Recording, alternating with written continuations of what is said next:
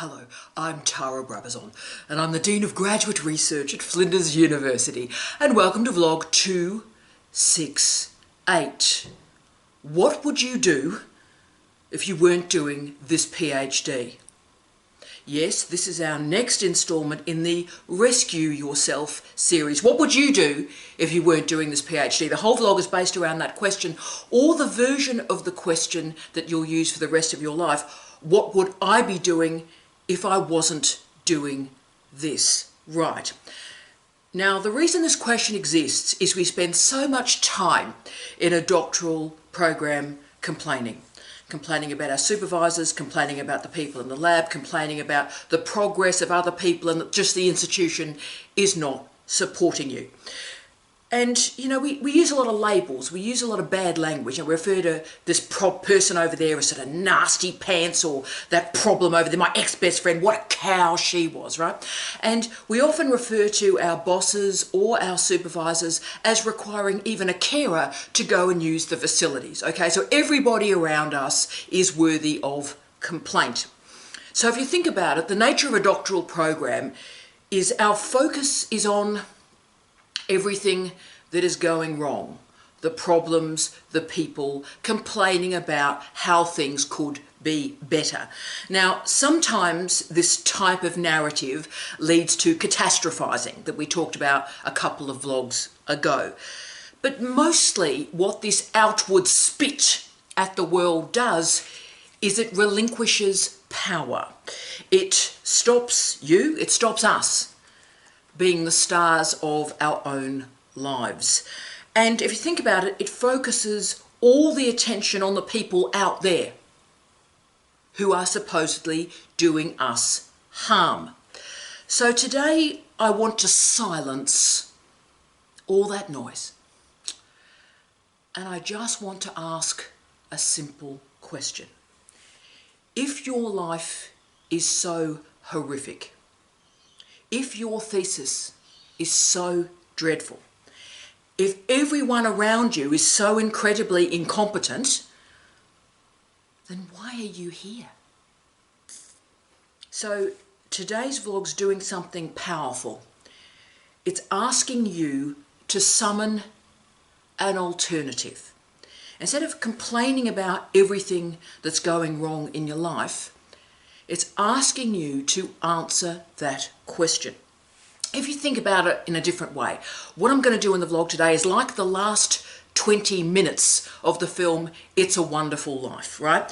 And in this case, we're not going to take Jimmy Stewart out of the story. What we're going to do is take your PhD out of your story. So I want you to really, really think about what you would be doing if you weren't doing this PhD. And you may discover, like the Jimmy Stewart character George Bailey, that this PhD actually does have value for you. It's very easy to sit in your present. It's very, very easy to complain about your present. And think about all the complaints that PhD students summon. I get them all the time. Let me list them for you. Why am I doing this? I'll never finish it. My supervisor's a moron. My supervisor is incompetent. My supervisor is lazy. Everyone in the lab hates me. I'm never going to get a job anyway. I'm never going to finish this thing. And that's just a taster. Now, all these phrases are actually about one thing. You believe that you're not good enough, that you don't have the ability to complete a PhD. So instead of actually addressing that fear, actively addressing that worry, you displace all that personal horror story that you just might not be able to do it on the basis of complaints of others, complaints about your context, complaints about your environment. Now, a PhD certainly has an opportunity cost. It does. So instead of asking the rhetorical questions like, why am I doing this? Why am I doing this? Ask the real one. The real question. Come on. What would you be doing if you weren't doing this? Now that's a powerful question because it asks you to remember with clarity, with honesty, the reality of your life before you entered a PhD program. It asks you to think about your past without nostalgia, without harking to the good old days. You did this PhD for a reason. And that's why I get my PhD students the week before they start their enrolment to list the 10 motivations, the 10 reasons why they've decided to do this PhD. And the reason I do that is in tough times, they go back to that list of the 10 reasons and they remember. They remember what pushed them into this program. So it is always significant every day that you remember who you were before this PhD started. You remember the limitations of your working environment then. The limitations, the dreadful boss, the lack of fulfillment, the lack of alternatives.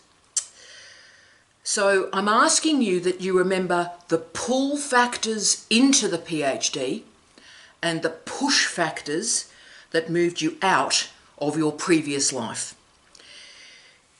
It may simply have been, your trigger may simply have been that deep, powerful truth that education gives you choices.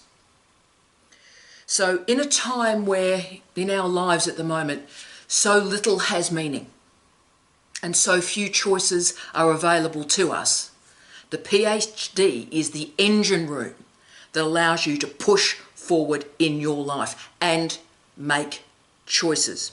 Therefore, whatever hell you may be confronting in your PhD today, remember that you're in that hell for a reason. And the reason you started this was to make a change in your life.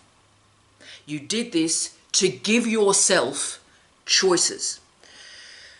You changed your life because something wasn't quite right personally or professionally for you. So you wanted a challenge. You wanted passion. You wanted to activate imagination. You wanted to live a life of colour rather than black and white. So be careful what you wish for, because you get all of that in your PhD. If it helps you, the PhD is a train in your career. It puts your career on rails and it moves it forward to the next stop. So in tough times for the planet, in tough times for the workplace, wow, it keeps you moving. It makes you competitive for jobs, obviously, because you've got something that only 1% of the world's population holds. That makes you competitive. And if you also think about it, you have all the attributes that are supposedly required in the contemporary knowledge economy. You are a self-starter. You finish what you begin. You manage time, you manage tasks, you have the capacity to talk with multiple audiences, you understand stakeholders, and you are able to create deliverables for those stakeholders. That's everything that the knowledge economy requires of a worker, and the PhD confirms that you have that. Now, the PhD does not answer every question that you have in your life.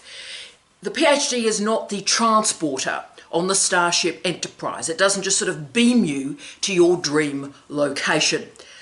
But it is a train.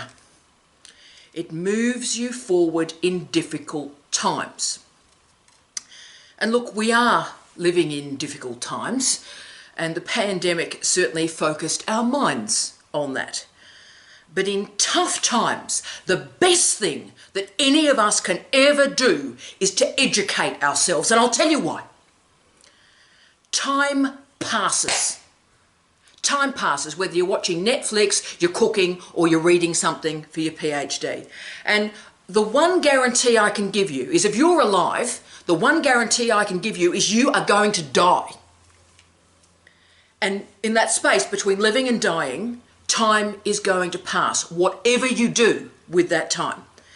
And in tough times, here it comes, the opportunity cost in doing a PhD, taking 3 years of your life, is much lower than when the times are good. Because let's be honest, let's do this. The economy is going to take years to recover from this. The service economy in particular is going to take years. And think about what's happened to the health industries. What's happened to education.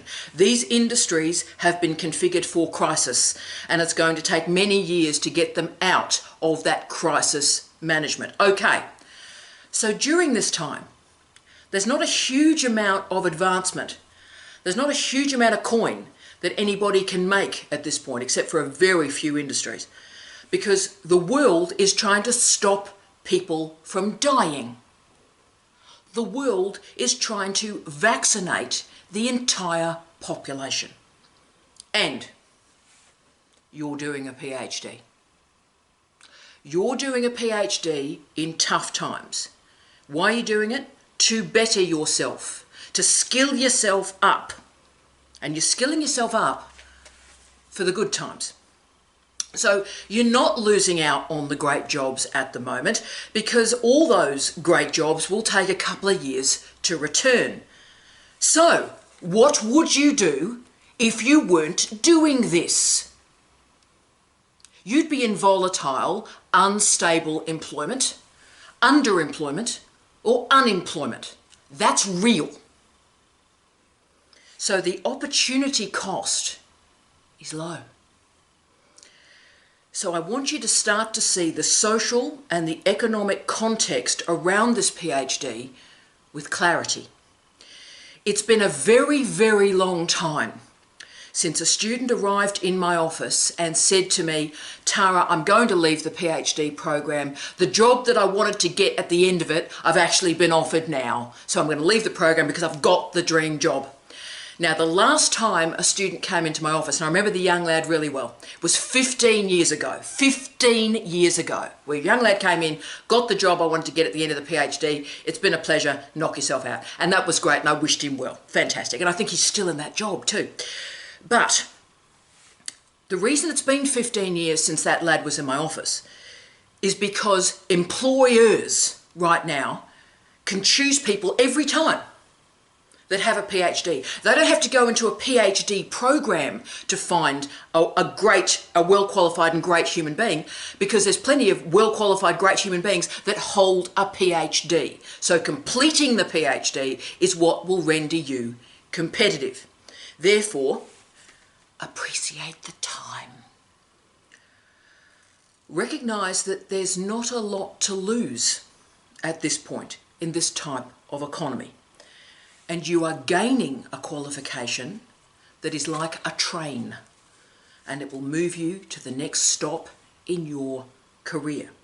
And I particularly want to talk to all our great students. There are so many of you guys at Flinders University in their 40s and their 50s. So you really have you've had a great career, fantastic career, and you've got on the train of the PhD to move you to the next stop in your career. You were already successful. This PhD is moving you forward to the next stage. So instead of asking, why am I doing this? Really ask, what would I be doing if I wasn't doing this? And you know what? Answer that question with honesty. You are doing this PhD. It is important. It is life-changing. It is career-changing. And most importantly, you are giving yourself choices. There are many reasons for the attrition rates in PhD programs around the world. And I would argue some of the early attritters, the people who leave early, didn't get the motivation right coming in. So if you're going to leave a program in the first year, then you didn't have the right motivation set coming into the program. So we wish you well. I hope you find happiness and success. But the other peak period of attrition in a doctorate is that difficult mid-period, the mid-candidature component, where you're sort of halfway through, the light really isn't at the end of the tunnel yet, and you're asking yourself, why am I doing this? Why am I doing this to myself, yeah? Now, for that group, I really want you to change the question. You know, there is no light at the end of the tunnel yet. I get that. It's dark all around you and you're feeling a bit lost. But what would you be doing if you weren't doing this? And answer that question honestly. The other great problem, I think, is we rarely recognise the gifts that present themselves in our present. Okay? All of us are where we need to be today. We are here, we're enjoying our day, we enjoy the experience of the present. And I think why people don't appreciate the day and appreciate the present is because they're wanting people around them to acknowledge how fabulous they are and their achievements. So, you know, you're wondering, you're just enjoying yourself and, oh, I'm okay, that's great, I'm in my present. And yet you're unhappy in the present because all the people around you aren't acknowledging how tremendous you are. So we've got to get to the point where you say to yourself, I am doing this PhD for me. I am doing the PhD for me and my future. And that's the only way, this is the only point of your life really, where you can be the star of your own life. This is it. This is it. But that carries responsibility. Don't assume that other people will care. They won't. Don't assume that other people are going to recognise your sacrifice. They're making their own sacrifices. They're not too interested in yours. And don't assume that you're the smartest person in the room. Because in a PhD, every room you walk into has a smarter person than you. Hard knowledge. So a PhD is a singular moment in our lives. You are making a statement to the world. I will not live my life the way other people want me to live my life.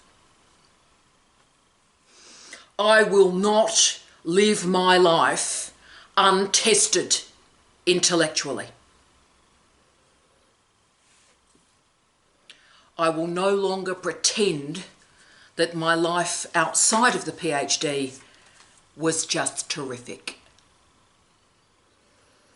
You know, what would your life be like outside of the PhD? Who do you really think you would be? Answer that honestly. Do you think you're going to be an Instagram influencer? You're going to write the great novel? You're going to get the dream job in the dream lab? You may do. But you probably won't. Because luck is a very unstable force. Millions of people around the world enter the lottery, bet on horses, gamble, hoping that just life will give them a break, that luck will just make their life a little bit better. But the tough truth of life is the harder we work, the luckier we get. And there's a reason for that. If we move through life, if we meet people, if we challenge ourselves, then there's sort of movement and agency around us. And the more people that we meet and the more stuff that we do, the luckier we become because the opportunities emerge. Dreams are great, but that's why you have them while you're asleep. Goals are hard. And that's why we need them when we're awake. The research shows that the people who attrit from a PhD program, the people who leave, and the people who successfully complete a doctorate have equal intellectual ability. So people don't attrit because they're intellectually lacking. The attritters and the completers have the same intellectual ability. But what are the differences between those groups? The answer is many. But the doctorate is a space whereby on a daily basis you have to personally confront your own limitations. You've got to make this astonishingly courageous statement that I will not fit in with the crowd, that I will not live the life that other people have demanded of me. I will achieve. I will excel. I will test myself. And you know what? I don't know where this is going to go. Because in a PhD, and all research, success is not guaranteed. Our whole culture, if you think about it, is antithetical to a PhD. What does our culture actually value? Well, you need to fit in. Don't be too visible. Comply, comply, comply. And you live the narratives that other people write for you. Instead, the PhD is a punctuation moment in your life. It is the point where you stop living the life that other people want you to lead. The PhD is a fight. It is. It's a battle. It's a battle with the brightest minds in history. It's a battle of discovery. It's a battle of persistence. It's a battle to find meaning. By asking, what would I be doing if I wasn't doing this? This question asks you to remember every day you are in a fight, and you have to continually ask yourself, is it worth this fight? And if I wasn't doing this, what would I be doing? This is such a tough question because it is asking you to confront your limitations. You've always been the brightest person in every class you've ever attended, but you're not the brightest person in a doctoral program. And of course, being bright is only one of the variables that you're going to require. You have to confront the issues that the rest of the workforce ignores. You have to jump towards the unexpected rather than recoil from it. You have to feel the fear and do it anyway. You have to look at all the truths that have been given to you from your parents, from your family, from your partner, from your friends, and realize that most of what you thought was true and right and correct is probably not. And you have to find the courage to discard those old stories and write new narratives. The successful PhD students own this, own their skin in the game, and recognise how many skins they have to discard to make the PhD successful. So this vlog has really been about listening to the stories that repeat in your head. You're not good enough. People will be disappointed. I'm going to fail the PhD. What am I doing here? What am I doing here? Now, these stories keep you stuck in the past. A past that may be coated in nostalgia. A past that is not real. And by being locked in that past that actually isn't real, you are stopping a future emerging. These stories keep reminding you about how you should be living, keeping you stuck and blocking the really, really difficult work that you're going to have to do to manage disappointment in yourself, not in others, and manage failure in yourself, not in others. If you're going to write this new story, then that new story commences with that question. What would I do if I wasn't doing this? And recognising that you've made a decision to do this PhD. You've made a decision to do this, and you make a decision and a choice every day to keep doing it, knowing what you're not doing. And that, of course, stops us feeling trapped, because that allows us the gift of the capacity to live in the present. All the problems that we experience, begin in our mind. A problem is only a problem because we call it a problem. A fear is only a fear because we call it a fear. But from that label, there's some really good and hard work that we can do. So when you've got a fear, when you've got a problem, ask yourself, is that problem real? Is that fear true? And that's where we start to critique these mantras in our head. I'm useless, I'm going to fail, I'm dreadful, I'm never going to finish. Always remember that you are in a PhD because you choose.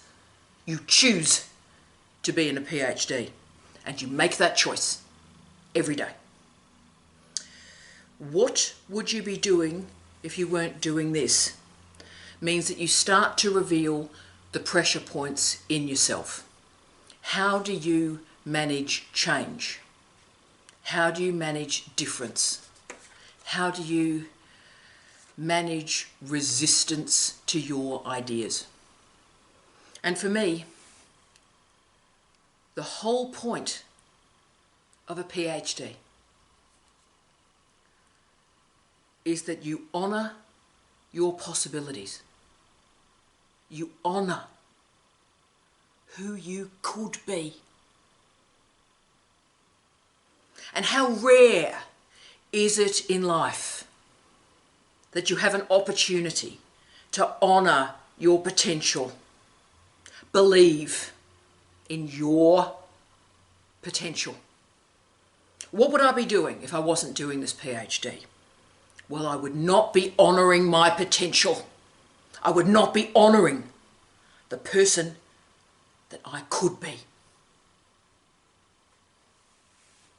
You can live in frustration. You can live in uncertainty. Or you can give yourself the freedom to ask the difficult questions. These old stories about who you were served you well, but served you in the past. Perhaps those old stories are now limiting who you are today. So you know what? Give yourself permission to ask fresh questions. Feel the fear of doing something differently. And you know what? Do it anyway. And that is how you rescue yourself. You create a life worth living. You create a PhD worth doing, rather than live a life of neglect, of potential unrealised. I wish you love, light and peace. Tea out.